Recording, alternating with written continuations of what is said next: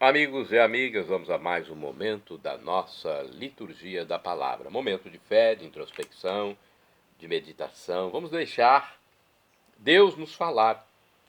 Deus sempre quer nos falar, mas respeita o nosso livre-arbítrio. Nós temos o livre-arbítrio, nossa liberdade que o próprio Deus nos deu. Então, vamos deixar Deus nos falar e vamos, neste momento, nos informar sobre os endereços eletrônicos.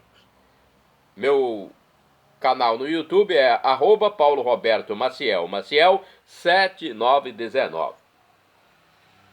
Se você colocar na internet, digitar Paulo Roberto Maciel, Maciel, vai chegar ao Facebook, ao blog, ao Instagram, tá bom? E eu transmito sempre a liturgia oficial da Igreja Católica Apostólica Romana, que é a mesma no mundo inteiro. Que beleza, né? É universal a liturgia das celebrações católicas. Neste vídeo, eu vou transmitir a liturgia referente ao dia 24 de julho de 2024, quarta-feira, 16ª semana do Tempo Comum, no ano B, onde se dá mais ênfase ao evangelho escrito por São Marcos.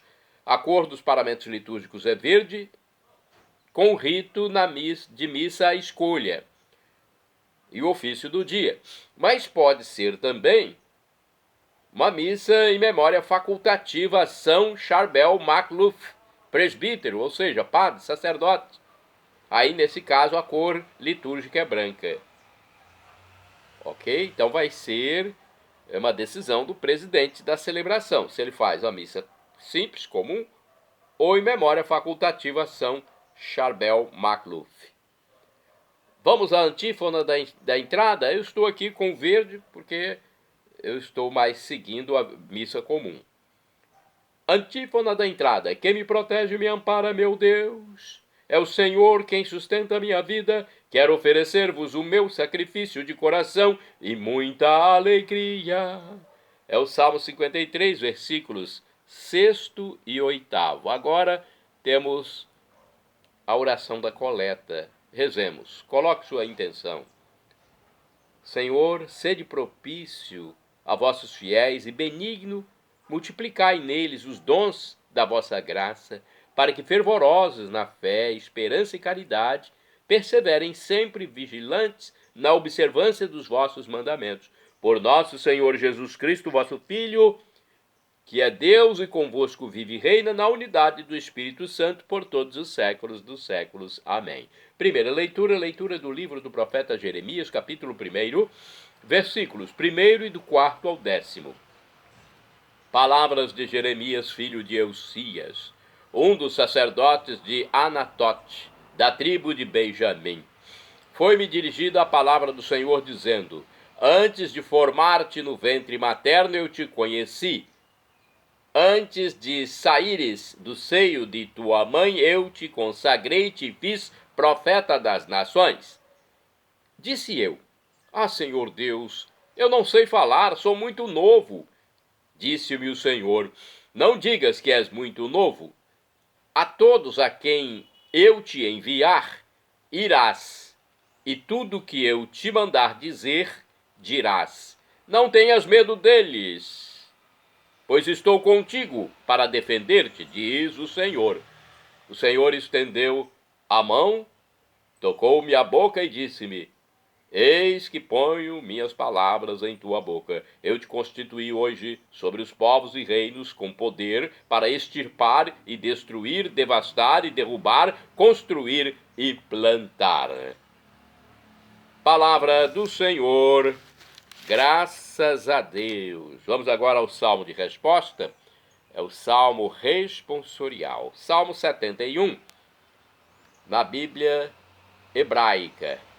E 70, se for na Bíblia Vulgata, de tradução da Septuaginta, que vem do grego. Versículos do 1º ao 4a, 5º ao 6º AB, 15ab, 17, refrão 15. Minha boca anunciará a vossa justiça. Repitamos: minha boca anunciará a vossa justiça. Eu procuro meu refúgio em vós, Senhor, que eu não seja envergonhado para sempre. Porque sois justo, defendei-me e libertai-me. Escutai a minha voz, vinde salvar-me, minha boca anunciará a vossa justiça. Sede uma rocha protetora para mim, um abrigo bem seguro que me salve, porque sois a minha força e meu amparo, o meu refúgio, proteção e segurança. Libertai-me, ó meu Deus, das mãos do ímpio, minha boca anunciará a vossa justiça. Porque sois, ó Senhor Deus, minha esperança, em vós confio desde a minha juventude. Sois meu apoio desde antes que eu nascesse, desde o seio maternal, o meu amparo. Minha boca anunciará a vossa justiça. Minha boca anunciará todos os dias vossa justiça e vossas graças incontáveis. Vós me ensinastes desde a minha juventude e até hoje canto as vossas maravilhas. Minha boca anunciará a vossa justiça. Repitamos! Minha boca anunciará a vossa justiça. Agora vamos aclamar o Santo Evangelho e depois proclamá-lo. O Evangelho determinado pela Igreja para este dia é o escrito por São Mateus, capítulo 13, versículos do 1º ao 9. Aleluia, aleluia, aleluia, aleluia, aleluia, aleluia, aleluia, aleluia. A semente é de Deus, a palavra, o Cristo é semeador. Todo aquele que o encontra, vida eterna encontrou. A semente é de Deus, a palavra, o Cristo é semeador. Todo aquele que encontra a vida eterna encontrou. Aleluia, aleluia, aleluia, aleluia, aleluia, aleluia, aleluia, aleluia. O Senhor esteja convosco, Ele está no meio de nós. Proclamação do Evangelho de Jesus Cristo segundo São Mateus. Glória a vós, Senhor. Pelo sinal da Santa Cruz, livra-nos Deus, nosso Senhor, dos nossos inimigos. Naquele tempo, Jesus saiu de casa e foi sentar-se às margens do mar da Galileia. Uma grande multidão reuniu-se em volta dele. Por isso Jesus entrou numa barca e sentou-se, enquanto a multidão ficava de pé na praia. E disse-lhes muitas coisas em parábolas. O semeador saiu para semear. Enquanto semeava, algumas sementes caíram à beira do caminho e os pássaros vieram e as comeram. Outras sementes caíram em terreno pedregoso, onde não havia muita terra. As sementes logo brotaram, porque a terra não era profunda. Mas quando o sol apareceu, as plantas foram queimadas e secaram porque não tinham raiz. Outras sementes caíram no meio dos espinhos. Os espinhos cresceram e sufocaram as plantas. Outras sementes, porém, caíram em terra boa e produziram a base de 100, de 60 e de 30 frutos por semente. Quem tem ouvidos, ouça. Palavra da salvação. Glória a vós, Senhor. Vamos à reflexão que está no livro Palavra e Vida. Vejamos o que está escrito aqui, uma reflexão pequena. Na parábola do semeador, chama-nos a atenção a qualidade da terra e a ação divina. A qualidade da terra depende de nós. Antepomos nossos negócios e compromissos à palavra de Deus e não temos coragem de abrir nosso coração. Não acreditamos que Jesus possa tomar conta de nossas preocupações e, se lhas entregamos, as tomamos de volta, desconfiados de que não as possa guardar direito. Nos esquecemos de que é Deus quem nos faz germinar a semente. É Deus quem faz germinar a semente. Nem adiante puxar a plantinha para crescer mais depressa. Nem adianta. Temos de esperar o tempo de Deus. Um erro de digitação ali fica difícil, né? Vamos a outra reflexão do dia a dia com o Evangelho. Essa reflexão é um pouquinho mais extensa, mas nem tanto. A mais profunda é a de Antônio Carlos Santini, que eu vou falar daqui a pouco. E essa é do dia a dia com o Evangelho. Contar parábolas era um recurso pedagógico de que Jesus se servia com frequência para falar do reino de Deus. Em todos os tempos e lugares, as histórias, os testemunhos edificantes sempre penetraram mais facilmente na alma do povo. A parábola do semeador descreve o dinamismo da palavra proclamada, as dificuldades que encontra em seu desenvolvimento, o êxito final. É possível que as multidões logo tenham entendido que Jesus fazia referência à palavra de Deus espalhada abundantemente por toda parte. A palavra, a semente, era de boa qualidade, mas os resultados dependeriam do modo como seria ouvida e acolhida. Quem tiver ouvidos, ouça, concluía Jesus. Ouça a palavra de Deus e deixe-se penetrar e transformar por ela, para dar frutos na sociedade. Nada de ouvintes superficiais. Agora eu tenho a reflexão, que é de Antônio Carlos Santini, é bem mais profunda. Ele costuma, pesquisar mais para nos trazer uma palavra, uma espécie de exegese. Liturgia comentada do Santini, Antônio Carlos Santini, liderança da comunidade católica Nova Aliança. E-mail santini@novaalianca.com.br. Saiu o semeador, é o título, baseado em Mateus 13, versículos do 1º ao 9º. O semeador desta parábola é a imagem de um Deus que sai. O Senhor sai de si mesmo, viaja em direção aos homens, assume sua carne mortal e fala em um idioma humano para que a semente da vida esteja ao alcance de todos. Recentemente, o Papa Francisco nos recordou que este exemplo divino deve ser o mapa para o agir da igreja, uma igreja em saída. Assim escreve o Papa Francisco. Na palavra de Deus aparece constantemente este dinamismo de saída que Deus quer provocar nos crentes. Naquele ide de Jesus, estão presentes os cenários e os desafios, sempre novos, da missão evangelizadora da igreja. E hoje todos somos chamados a esta nova saída missionária.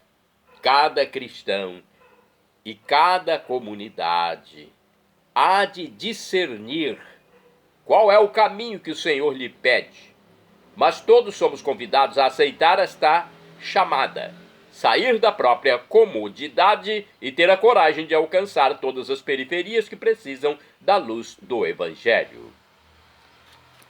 Ninguém está excluído dessa luz do Evangelho.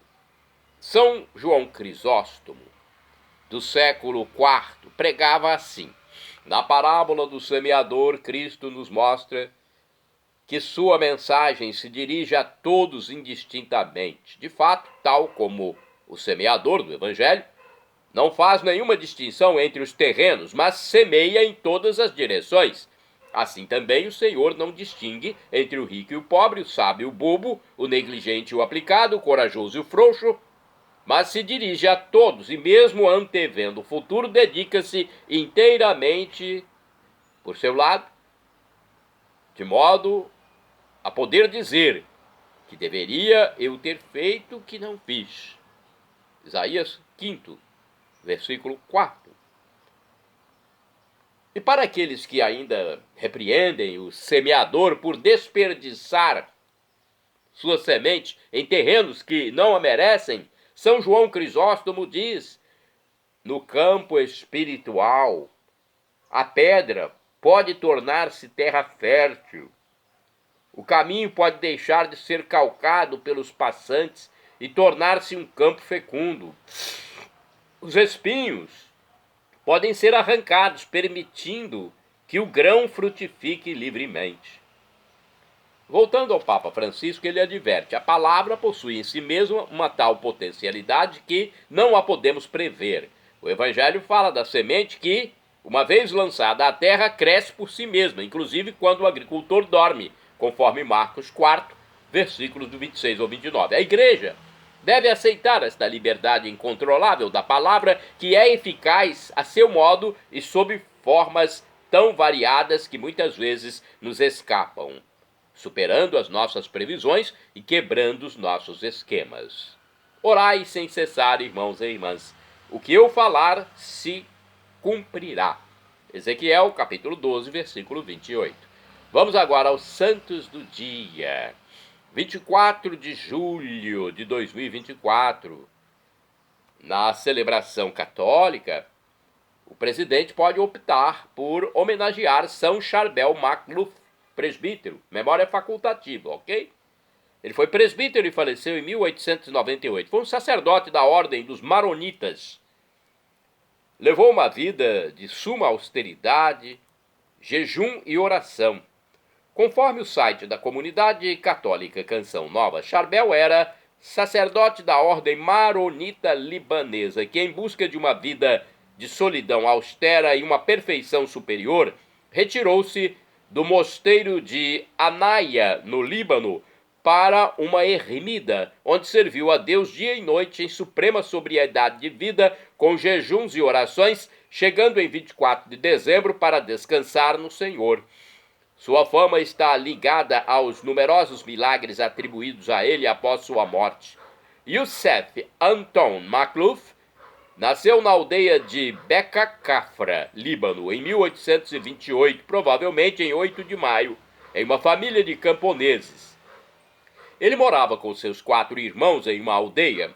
Sua infância terminou cedo, seu pai morreu quando ele tinha apenas 3 anos, e sua mãe se casou novamente com um homem piedoso que se tornou padre, segundo o costume da Igreja Oriental. Para Youssef, era sempre uma alegria ouvi-lo, como era falar dos 2 tios eremitas do Vale dos Santos. Para ele, esses homens eram super-heróis, e queria seguir o exemplo deles, mas não pôde. Teve que ajudar a família como pastor aos 10 anos. Porém, passava todo o tempo livre rezando em uma caverna, um destino de peregrinações, hoje chamada a Gruta do Santo. Em uma noite, ele ouviu a voz do Senhor a chamá-lo particularmente, insistentemente. Macluf. Era 1851 e ele tinha 23 anos. Em poucos meses, tornou-se monge da ordem maronita libanesa e mudou seu nome para Charbel, que em siríaco significa a história de Deus. Ele foi transferido algumas vezes, estudou teologia com assiduidade e cuidou dos pobres e doentes, em obediência às missões que lhe foram gradualmente confiadas, incluindo o trabalho no campo, mas é a oração e a contemplação que ele prefere. Em 1875, Frei Charbel sentiu-se pronto para viver de acordo com as regras dos eremitas da ordem maronita, que previa os monges divididos em pequenas comunidades de até 3. Para ele, é como um segundo nascimento. Pôde trabalhar, rezar, observar, penitenciar-se, jejuar e silenciar-se. Os testemunhos referem-se ao monge zeloso, muitas vezes encontrado rezando de braços abertos numa cela muito pobre, da qual sai apenas para celebrar a missa ou quando lhe é expressamente ordenado. Foi no Natal, precisamente durante a missa, que Charbel sentiu-se mal no momento da elevação. Depois de uma agonia de 8 dias em que os outros monges o ouviram de rezar e na qual ele continua a observar a regra, recusando, por exemplo, alimentos mais nutritivos, ele morreu em 1898. Mas a morte, como sabemos, não é o fim. Depois de alguns meses, maravilhas começaram a acontecer. Muitos monges juram ver o túmulo do Frei Charbel iluminado por luzes não naturais durante a noite. Um dia o túmulo, foi aberto e seu corpo encontrado intacto, com a temperatura corporal de um ser vivo. E isso acontecera mais 2 vezes, quando foi aberto novamente, porque o corpo exalava uma mistura de sangue e água. Durante o último reconhecimento em 1950, seu rosto foi impresso em um pano e muitas curas instantâneas ocorreram entre os presentes. Espalha-se a fama de santidade deste pequeno monge silencioso, que começa a ser invocado e por sua intercessão multiplicam-se as curas milagrosas. A igreja já não tem dúvidas e o Papa Paulo VI o beatifica e depois o canoniza. Assim o recorda. Ele pode fazer-nos compreender, num mundo fascinado pelo conforto e pela riqueza, o grande valor da pobreza, da penitência, da ascese, para libertar a alma na sua ascensão a Deus. Após a beatificação, o corpo de Frei Charbel já não escorria. Vamos agora a outro santo. Santo do dia 24 de julho. São Fantino. É mais um santo que nós queremos falar para vocês. É festejado em 24 de julho. São Fantino. É chamado de o Velho. Faleceu no século IV. Foi cognominado de o Taumaturgo, milagreiro. Operou numerosos prodígios em Tauriana, na Itália. Santa do dia 24 de julho, Santa Cristina, mártir do século IV. Conforme o site A12, Cristina nasceu em Toscana, na Itália, perto do lago de Bolsena, no ano 288. Com apenas 12 anos, morreu mártir no ano 300 depois de Cristo. Era filha de Urbano, oficial do exército em Tir, na Etrúria, parte da Toscana. Urbano era rude de sentimentos e inimigo dos cristãos. Em sua própria casa, muitas vezes os cristãos eram submetidos a interrogatórios humilhantes.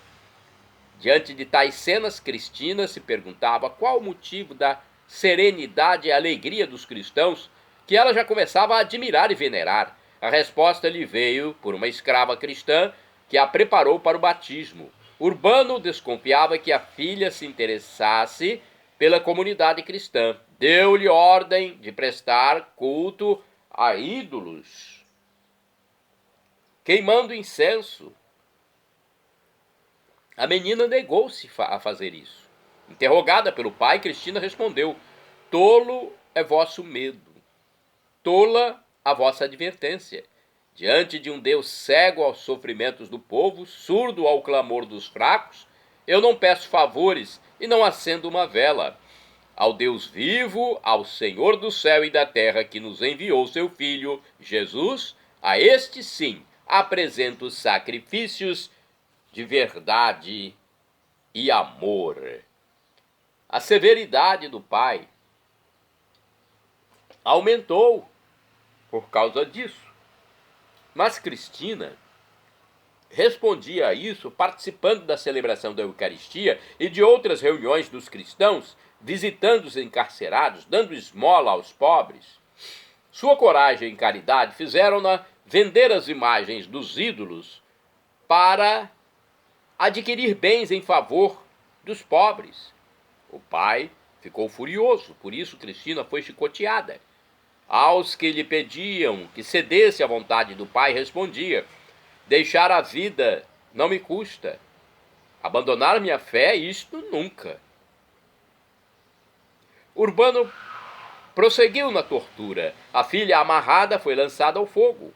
Conta a história que um anjo defendeu-a e as chamas não lhe queimaram. Ainda irado contra a filha, ordenou prendê-la. Então mandou amarrar uma pedra de moinho em seu pescoço e lançá-la ao lago. Conta-se que após lançada às águas, a pedra de moinho veio à tona, não permitindo assim que Cristina se afogasse. A exaltação de Urbano foi tão grande que morreu de colapso. Dio, sucessor de Urbano, também nada conseguiu de Cristina e por isso ordenou que fosse queimada viva. Segundo a história, o fogo não queimou a menina.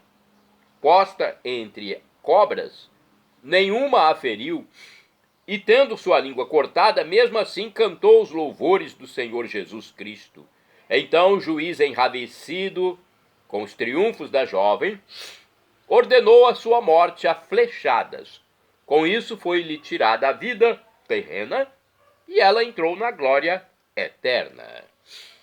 Santa do dia 24 de julho, Santa Eufrásia, virgem do século V, procedendo de uma nobre família senatorial, retirou-se a levar uma vida eremítica no deserto da Tebaida, no Egito.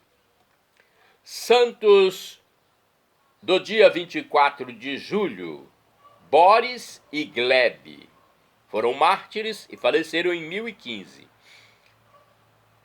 São Boris e São Gleb foram filhos de São Vladimir, grão-príncipe de Kiev. Preferiram a morte a se oporem pela força ao seu irmão Sviatopolk.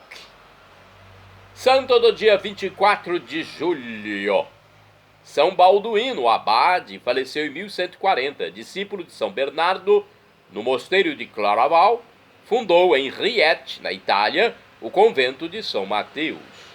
Santa do dia 24 de julho, Santa Cunegundes, religiosa, faleceu em 1293. Filha dos reis da Hungria, casada com o príncipe de Cracóvia, Polônia, viveram ambos em perfeita castidade.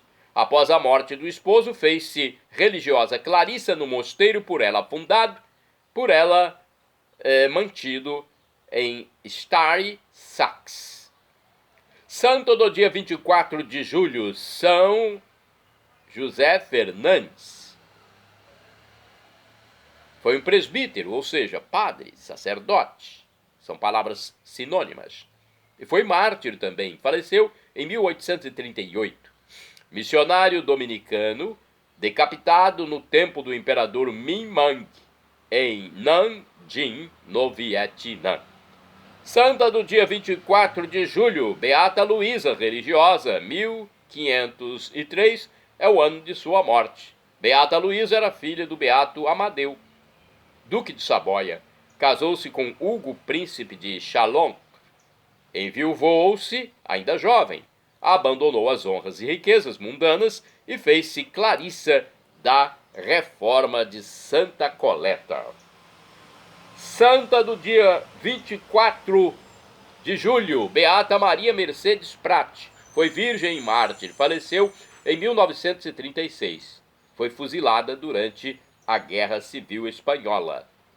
Isso aconteceu por causa da sua condição religiosa, ou seja, por ser cristã e católica. Shalom Adonai é uma expressão hebraica que eu sempre falo aqui e significa a paz de meu Senhor, e meu Senhor é Jesus Cristo. A paz de Cristo Jesus para vocês. El Shaddai, Deus onipotente, Deus todo-poderoso, Ele proverá aquilo que você deseja, se for para o seu bem. Professor e escritor de mais de 100 livros da Igreja Católica, Felipe Rinaldo Queiroz de Aquino, em seu canal no YouTube, diz que Deus pode nos dar uma dessas 3 respostas quando suplicamos algo. Sim, não ou espere.